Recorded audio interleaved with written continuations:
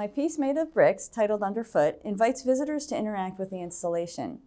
It also encourages social interaction by eating together communally on the ground. The installation is filled with edibles, both on and amongst the bricks, to discover and share. The various types of foods come from the local area and are mostly foraged from here and nearby. Even the bricks are found and collected locally from abandoned lots and construction sites. I've set up this piece at a number of venues, and each time it's a little bit different. The arrangement depends on the location, and the foods vary depending on the season, availability, and what I can find. So for example, here in Northwest New Jersey, maitake and oyster mushrooms have fruited with the cold weather of fall. Maitakes can be found at the base of old oak trees, which are indigenous to the area, and oyster mushrooms grow on dead or dying wood. You may even find cultivated versions of these mushrooms in the stores.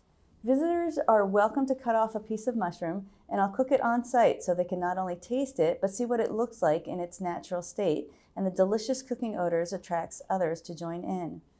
The majority of food production is outsourced and no longer central to our community life here in the U.S. Yet I feel there is a longing to get close to nature and understand where our food comes from. For example, it's very popular in my country to take a trip to pick apples or have an experience on a farm.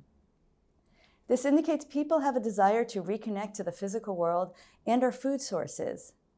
In a way, my installation does something similar by inviting guests to discover and share edibles, specifically locally sourced ones that reflect our surroundings.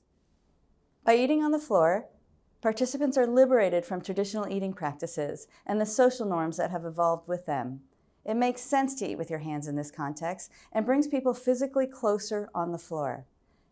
My aim is to encourage social interaction so people become more mindful of what, where, and with whom they are eating.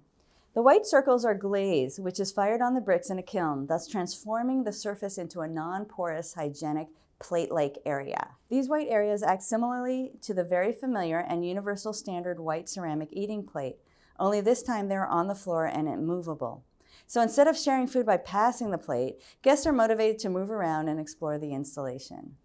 Culture, food, and place are inextricably linked and co-evolved over millennia, which means what grows in a specific place has been incorporated into our cuisines and traditions.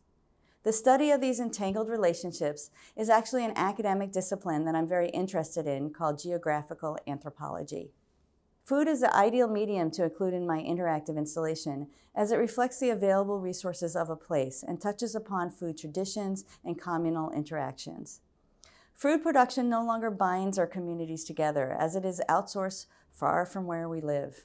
So I ask, in what ways does our culture and community continue to evolve when no longer tied to local resources of a place?